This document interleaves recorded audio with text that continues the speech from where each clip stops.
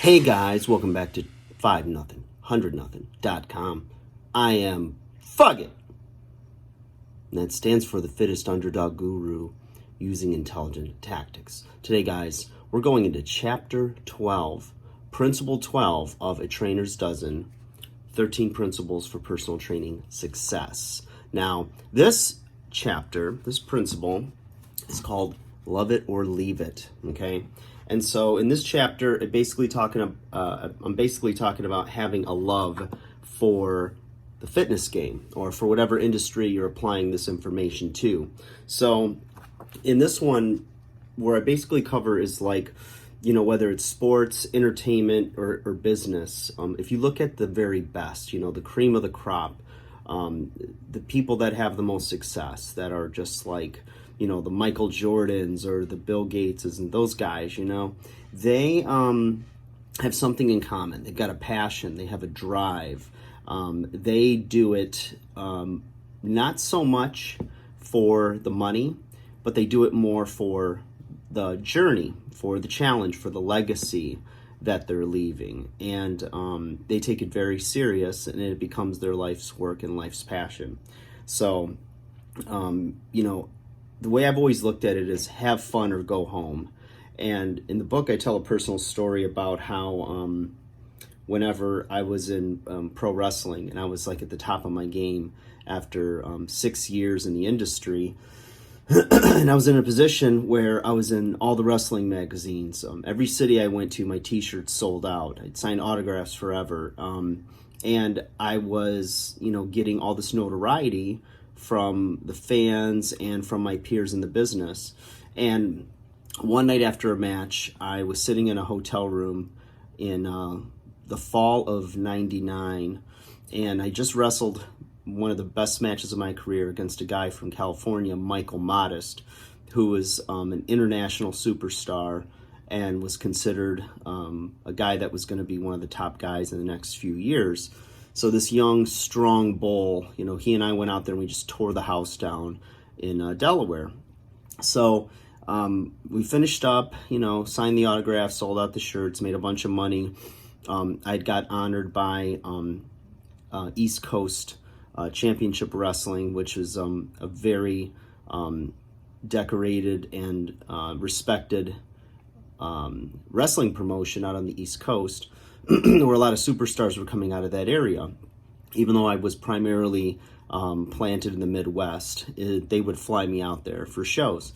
So I'm sitting in this hotel room after, and I had a bag of like some kind of fast food from earlier in the day that I didn't finish before the show. And so I'm eating like these cold French fries and a half a hamburger or something. And I turn on the TV in my hotel room and I'm watching reruns of All in the Family. And it's like 2 a.m, just nursing my wounds, my injuries. I was all banged up. And I'm just like, I am miserable.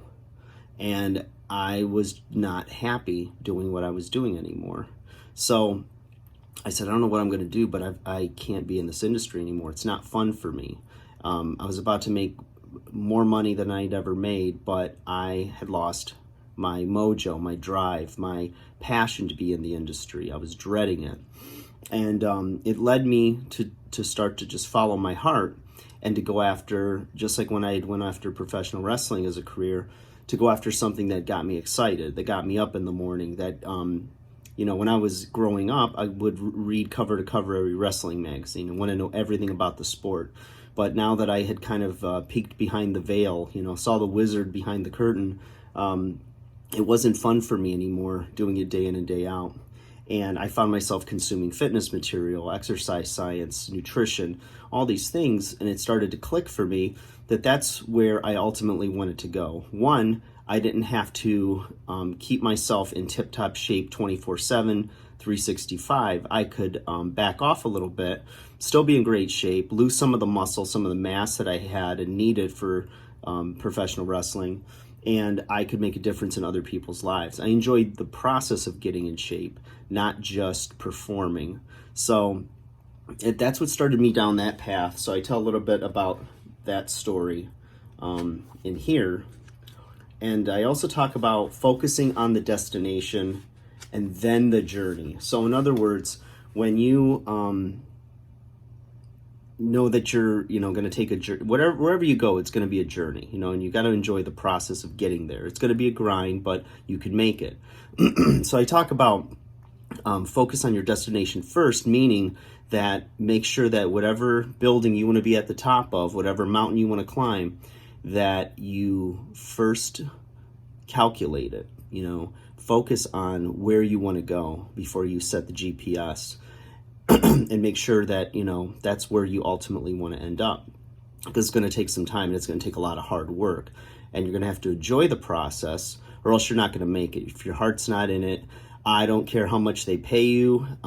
There's not enough money to where you're actually going to be happy if you're not enjoying what you're doing. So calculate that first, because the last thing you want to do is climb up that mountain and then realize that when you're at the mountaintop, there's nothing there for you and you're not happy. So it's going to be, a lot of it is going to be the journey, and in a very small amount of time or short period of time on top of that mountain. So make sure, sorry, a little congested.